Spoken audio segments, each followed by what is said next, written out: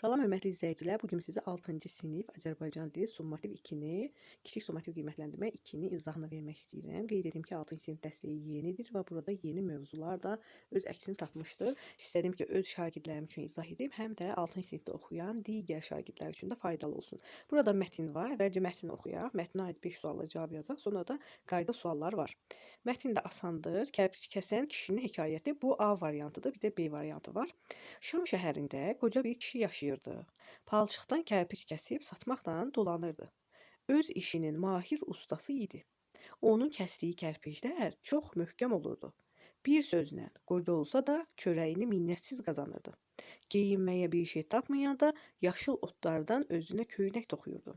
Qızmar bir yay günündə kərpic kəsən qoca tərini silə-silə palçıq qarışdırırdı.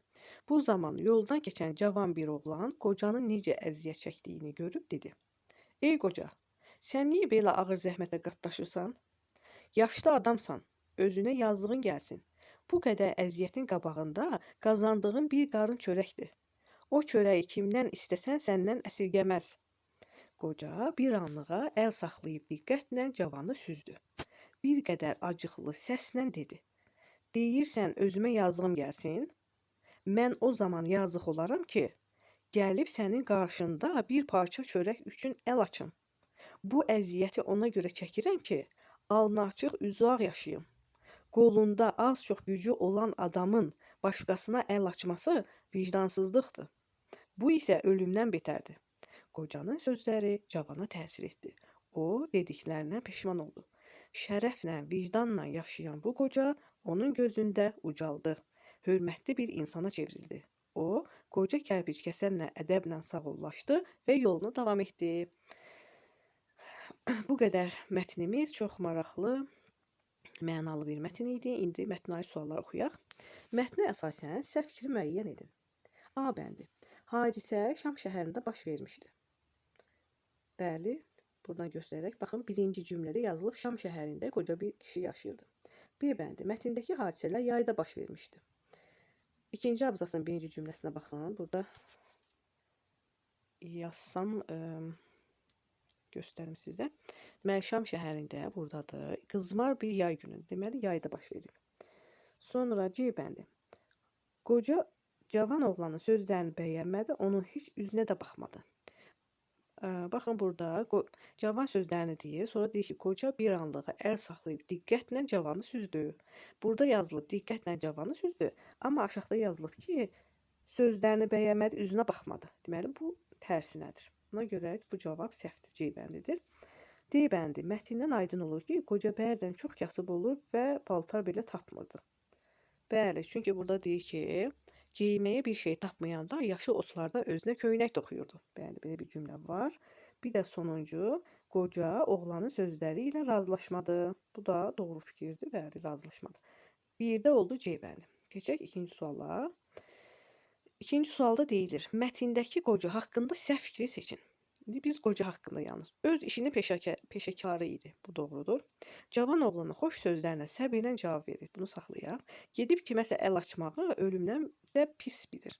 Bu da doğrudur. Onu da burada göstərərəm. Sonra qoca cavana niyə əziyyət çəkdiyini izah edir. Bəli, izah edir. O vicdanlı, şərəfli insan idi. Bu da doğrudur. Mən buradan sizə göstərim. Öz işin peşəkarı idi. Bəli. Qoca cavan oğlana xoş sözlərlə, səbirlə cavab verir. Baxın burada nə yazılıb? Burada deyilir ki, qoca bir anlığa, bayaqki cümlə, qoca bir anlığa əl saxlayıb diqqətlə cavanı süzdü. Bir qədər acıqlı səslə dedi. Acıqlı. Burada acıqlı sözü ilə burada verilən xoş sözlər uyğun gəlmir. Deməli, cavabımız hansı olacaqdır? Yenə də C bəndi. Daha doğrusu B bəndi. Cavab burada B bəndidir. Bir də burada var idi, gedib kiməsə əl açmaq ölümdən də pis bilir. Burada da elə bir cümlə var idi.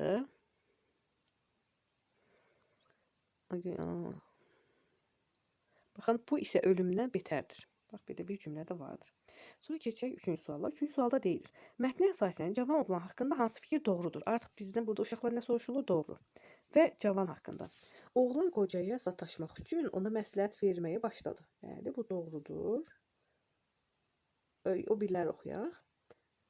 Sataşmaq, daha doğrusu doğru deyil. Burada sataşmaq üçün demir. Sanki qocaya yazığı gəlir. Burada sataşmaq məqsədi yox idi oğlanda. Burada deyir ki, sən ya əsirgəyir onu ki, yəni yaşlı qoca insansan, sən işləmə. Yəni sataşmaq deyil. Bu yanlışdır. Bizə lazımdır doğru fikir. Sonra oğlan qocaya kömək etmək istədi. Elə bir fikir yoxdur mətndə, oğlan kömək eləsin. Cavan oğlan varlı idi. Belə bir fikir də yoxdur. Varlı idi, kasıb da o da bilinmir. Qocanın sözləri sanki onu ayıldır. Yeni də oxuyaq. Cavan oğlan sonda hörmətli şəxsə çevrilir. Yox, cavan oğlan yox. Cavan oğlanın gözündə qoca hörmətli şəxsə çevrilir. Bu da yanlışdır. Cavab olacaq D-bəndi. Qocanın sözləri sanki onu ayıldır. Bəli, əvvəl cavan başqa cür düşünürdü. Qoca ilə danışandan sonra başqa cür düşündü. Üçüncü sualımızın cavabına da baxdıq. Keçək indi digər suala. Burada sual burada verilib. Tünd qara hərflərlə verilmiş sözün izahını seçin. Tünd qara hərflərlə verilmiş söz buradadır. O çörəyi kimdən istəsən səndən əsirgəməz. Əsirgəmə sözünün mənası burada nə ola bilər? Xəsislik etməzlər, gizlətməzlər, verməzlər, himayə etməzlər, qorumazlar. Yəni cümlədə biz dəyişdirib qoyaq həmin sözü. O çörəyi kimdən istəsən sənə xəsislik etməz. Yəni sənə verər. Burada əsirgəməz sözü hansı sözlə uyğundur? Xəsislik etməz. Yəni A bəndi. Keçək 5-ci suala. Mətnin ideyasına uyğun variantı seçin. Çörək itirən çörək tapmaz. Burada çörək itirmək, bundan söhbət getmədi. Burada A bəndini darayalaq. Bunda söhbət getmədi. B bəndi. Aca ürək vermə, çörək ver. Burada aclıqdan söhbət olmadı. Yəni C bəndi. Yaxşı gündə yağlı çörəyi bəyənməyən, yaman gündə quru çörəyə salam verər. Burada çörəyi bəyənməməkdən də söhbət getmirdi. D bəndi. Yetimə öyüd verən çox olar, amma çörək verən az olar. İndi burada düzdür, öyüd vermək var idi cavanda, amma burada yetimə öyüd vermək mənası uyğun gəlmir. Y bəndi. Minnətli plovdan minnətsiz pendir çörək yaxşıdır. Bəli, biz qocanın timsalında gördük ki, qoca kimdənsə, yəni nəsə plov, yəni daha yaxşı yeməklər istəyincə minnətsiz, əziyyətlə yaşamağı üstün tutur. Deməli, Y bəndi ideya üçün uyğun oldu. Minnətli plovdan minnətsiz pendir çörək yaxşıdır. 6-cı suala keçək. Aşağıdakı sözlərdən hansı yanlış yazılmışdır? Bu qayda bu bölmədə, ikinci bölmədə keçilmişdir. Bəzi sözlər var ki, dilimizdə bəzi sözlər dilimizdəki defislə yazılırdı, bəziləri isə bitişik yazılırdı. Bu mikro sözü, sözün tərkibində mikro varsa, onda bitişik yazılırdı. Video varsa bitişik yazılırdı. Qeyri, X defislə yazılırdı. Web də defislə yazılırdı. Baxın, web varsa defislə yazılmalıydı. Cavab oldu yanlış yazılan D bəndi. Çünki burada bitişik yazılmışdır. 7-ci sual. Heyvan hiponimini seç. Hiperonim və hiponim haqqında əvvəlki videolarımızda danışmışdıq və qeyd etmişdik ki, hiperonim daha ümumi mənanı bildirir. Hiponim isə onun daxilində olan konkret sözlər idi. Heyvan ümumi məna bildirir. Heyvanın içinə daxil olan burada sözü seçməliyik. Heyvanın içərisində bitki daxil olmaz. Canlı təkcə heyvan deyil. Ona görə bunu çıxırıq. Ağac ola bilməz, mamır ola bilməz. Heyvan hansı olacaq? Dovşan təbii ki. Keçək 8-ci suala. Səhv yazılmış sözün olduğu cümləni seçin. Burada da yenə biz səhv yazılmış söz seçməliyik. Gənc zərgərlik sənətinin sirlərinə bələd oldu. Bu doğrudur. Bəzilərin danışmağa mənəvi haqqı yoxdur. Burada yanlış söz yoxdur. Niderlandda avtomobillərin sürət hədi yazılıb. Hədi. Sürət hədi ola bilərmi? Ola bilməz. Burada söz necə olmalıydı? Hədi. 2 dənə D olmalıydı. Ona görə burada C variantı yanlışdır. Qəddar D-yə baxaq. Qəddar zülmkar mərhəmət hissindən uzaq olan bir hökmdardır. Burada yanlış yoxdur. Tədris etdiyim fizika fənni böyük həvəs göstərən bu uşaqların ümidlərini qıra bilməzdim. Burada da yanlış yoxdur. 8-ci sualın cavabı oldu C bəndi. 9. Hansı cümlədə səhv yazılmış söz tələffüz formasında yazılmışdır? Yəni, burada hər bir bənddə səhv yazılmış söz ola bilər. Lakin bizə lazımdır ki, hansı formada yazılsın? Tələffüz formasında. Yəni, ağılına gələn cür bir yanlış yazılan söz seçmirik. Tələffüz formasında yazılmış söz seçirik. Şirin və həssas qəlbinə toxunduğumuz üçün üzr istəyirik. Cümləsində səhv yazılmış söz yoxdur. Ya da düzgün tələffüz, səhv yazılıb düzgün tələffüz olunan söz yoxdur. B bəndi Əmir Aslan oğruluq və yol kəsmək üstündə oğruluq və yol kəsmək üstündə neçə dəfə həbsə düşüb çıxdı. Burada da yoxdur. Sonra sehirli nağıllar onun xoşuna gəlir. Sehirli söz necə yazılır da baxın uşaqlar. Sehirli. Sehir sözündə i hərfi yoxdur. Bu söz tələffüz olunarkən belə tələffüz olunur. Baxın. Sehirli. Sadəcə i artırılır və l burada r-yə çevrilir. Cavabımız bu bənddir. Sehirli. Çünki yazılış səhv olsa da düzgün tələffüzdür. D bəndi Nizami qoltuğundan böyük bir dəftər həcmində bir məktub çıxarıb Fəxrəddinə verdi. Burada yanlış yazılmış söz yoxdur. Və Y bəndi indi fürsət zülümkara düşübdür. Burada çaşdırmaq üçün yenə səhv yazılmış söz veriblər. Lakin zülümkar sözü zülümkar kimi tələffüz olunur. Bu bir qaydanı burada istəyirəm uşaqlar sizin yadınıza salın. Dilimizdə bir qayda var idi ki, kar, bir də keş şəkilçiləri c ilə tələffüz olunur. Olduğu kimi tələffüz olunur. Bu qaydada 2-ci bölmədə 6-cı sinifdə keçilib. Artıq uşaqlar bilirlər ki, kar elə kar kimi tələffüz olunur, keş də keş kimi. Burada zülümkar, zülümkar ola bilməz. Düzdür, burada ü artırılır tələffüzdə. Amma zülümkar sözünün yazılışında yazaq, sonra keçək digər suala. Zülümkar yazılır. Tələffüzdə isə bir dənə ü artırılır. Cavabımız oldu burada C bəndi. Və keçək 10-cu suala. 10-cu sualda isə deyilir. Mürəkkəb adın səhv yazıldığı variantı seçin. Biz dünən iş dəftərini izah edərkən orada da mürəkkəb adlar bir neçə dəfə izah elədik. Düzgün yazılış formalarını. İndi biz burada yenə də səhv yazılmış sözə baxırıq. Araz çayı Azərbaycanın Sabirabad rayonunun Suqovuşan kəndi ərazisində Kür çayı ilə birləşib Xəzər dənizinə tökülür. Görürük ki, bir cümlənin içərisində nə qədər mürəkkəb ad var. Amma hər biri doğru yazılmışdır. Bizə lazım səhv yazılsın. Qurban bayramı ən qədim bayramlardandır. Biz demişdik ki, bayram adlarını birincisi böyük, ikincisi kiçik yazılır. Bu daha doğrudur. Mirzə Əkbər Sabir Şamaxıda dünyaya gəlmişdir. Burada da yanlış yoxdur, doğrudur hamısı. Abbasqulu Ağa Bakıxanov tarixi əsərlərdə yazmışdır. Dünənki videoda da biz danışdıq ki, ağa sözü ağa, bəy, xanım, xatun kimi titul bildirən sözlər əgər sözün mürəkkəb adın əvvəlindədirsə böyük, ortasına və axırındadırsa kiçik yazılır. Biz burada görürük ki, ağa sözü ortadadır. Deməli, bu necə yazılmalı? Kiçik. Ona görə səhv yazılmış D bəndidir. Y bəndi Dilbər xanımın Müşfiq haqqında xatirələr əsərdə mühüm yer tutur. Burada da hər bir söz düzgün yazılmışdır. Cavab oldu D bəndi. Keçək 11-ci suala. 11-ci sualda deyilir. Hiperonim da görünmədi.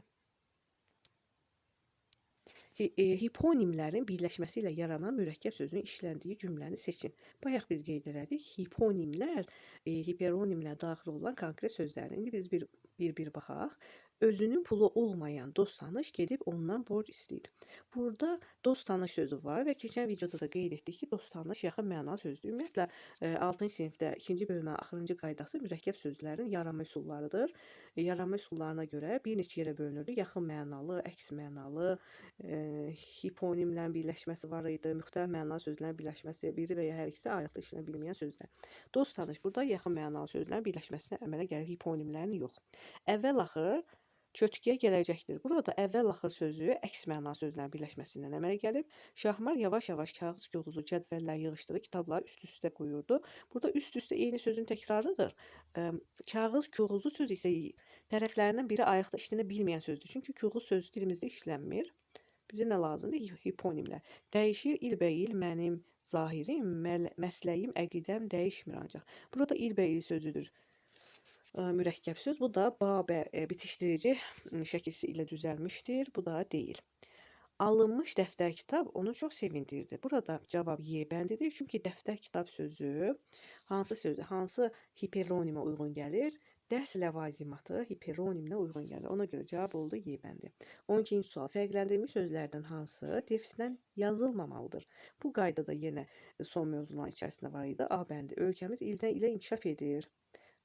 Burada defis olmalıdır. Bir sual verilir. Gündən günə oxumağa həvəs göstərirdi. Bu da defislə yazılmalıdır. Onun dedikləri başına başa səhvdir. Birdən-biri harada isə uzaqlarda qaranlıqda almaz kimi bir şey işıldayıb çəkildi. Burada da birdən-birə defisdən yazılmalı. Defisdən yazılmayası C bəndi olmalı idi. İnsandan insana enerji ötürülür. Kimdən kimə sualına cavab verir. Artıq burada necə və yaxud nə vaxt sualına cavab vermir. Kimdən kimə enerji ötürülür? İnsandan insana. Burada defis olmamalı idi. 13-cü sualı fərqləndirmiş. Hansı sözün yazılışı səhvdir? Yenə biz yazılışı səhv olan sözlərə defisdən yazılan və yaxud ayrı yazılan, biçik yazılan sözlərə baxmalıyıq. Düşmənin əks hücumu nəticəsi qaldı. Ümumiyyətlə, əks sözü varsa, məsələn, əks-səda defisdən yazılır, amma bir dənə istisna var idi orada. Bir bəndə Alman və Osmanlı əks kəşfiyyatı da ciddi surətdə işləyir. Bu da əks sözü və defisdən yazılıb, doğrudur. Nədənsə bu vahiməli səsin uzaq əks sədası, bu da doğru yazılır, beynindən keçib məni üşütdü. Sonra təsir əks təsirə bərabərdir. Burada da əks təsir defisdən yazılmalı idi, amma mən bayaq qeyd elədim ki, bir dənə də söz var idi ki, bu istisna əks sözü bu zaman defisdən yazılmalı. Bu da Y bəndində öz əksini tapıb. Əks halda bu birləşmədən insana çox böyük zərər verə bilir. Əks halda sözü defisdən yazılmır. Bu 6-cı sinif çalışması içərisində də var idi. Diqqətli olsa uşaqlar tez düzgün tapa bilərlər, tez işləyə bilərlər. Baxın, əks halda sözü defisdən yazılmır. Belə yazılır. Əks halda ayrı yazılır. Keçək 14-cü suala. 14-cü sual açıq sualdır. Burada nə deyilir? Verilmiş sözlərə uyğun olaraq cədvəli tamamlayın. Burada verilib müxtəlif sözlər. Biz bunların içərisində hiperonimləri, bir də ona daxil olan hiponimləri tapmalıyıq. Biz səliqəyə salaq, biraz yuxarı qaldıraq. Baxın, belə bir cədvəldir.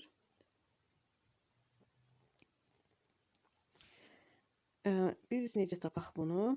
Baxın, kol, ədəbiyyat, çəkic, ağac, fən. Məsəl üçün, fən sözü nə ola bilər? Fən ola bilər hiperonim. Onun hiponimi nə olar? Ədəbiyyat. Sonra fizika. Sonra riyaziyyat. Digər sual, digər söz, fən, rəndə, fizika, çiçək, alət. Baxın, burada ola bilər alət, alətə daxildir rəndə, sonra nə daxildir? Mişar, sonra çəkic. Bu sözlərin hər biri qaydaların içərisində var idi kitab dərslikdə. Digəri isə nə ola bilər? Bitki ola bilər, bitki. Bitkiyə nə daxildir uşaqlar? Kol, ağac və çiçək. Bu da oldu 14-cü sual. Keçək 15-ci sualla. 15-ci sual isə düzgün yazılı şahidi tapılmalıdır. Bir saytlı və iki saytlı sözlər. Ulduz işarəsinin yerinə saytin olmalı və ya olmamalı olduğunu nəzərə alaraq sözləri cədvələ köçürün. Və burada mətin sözü var. Mətin sözünü biz saxlayaq. İsim sözü hara yazılmalıdır? İsim iki saytlı içərisinə. Həbs bir saytlı. Nəsil 2 saytlı, nəsil. Xeyir sözünü saxlayaq. Səbir 2 saytlı. Əmir, əslində əmir, bunu da saxlayaq. Həsir, həsr etmək. Ömür, bu olacaqdır 2 saytlı. Ömür, bunun üstünə 2 yazaq, 2 saytlı. Hökm sözü də 1 saytlı, 1. Yəni, hökm sözündə ü hərfi yoxdur. Bir də digər hissədə yazılmışdı ki, bu sualın ardı var. Burada yazılıbdır ki, hər ikisi ola bilər. Baxın, orada yazılmışdı, hər ikisi hansı ola bilər, qeyd edək. Dilimizdə var xeyir, bir də var xeyir. Sonra var dilimizdə mətin, bir də var mətin. Orada bir söz də var idi, əmir sözü. Əslində belə əmir sözü də var. Bu sözlərdə hər ikisi ola bilər. 6-cı sinif kiçik summativ qiymətləndirmə 2-nin A variantını işlədik. Sonra isə yenə B variantını işləyərik. Hələlik bu qədər. Bu videonu paylaşıb bəyənməyi unutmayın. Sağ olun.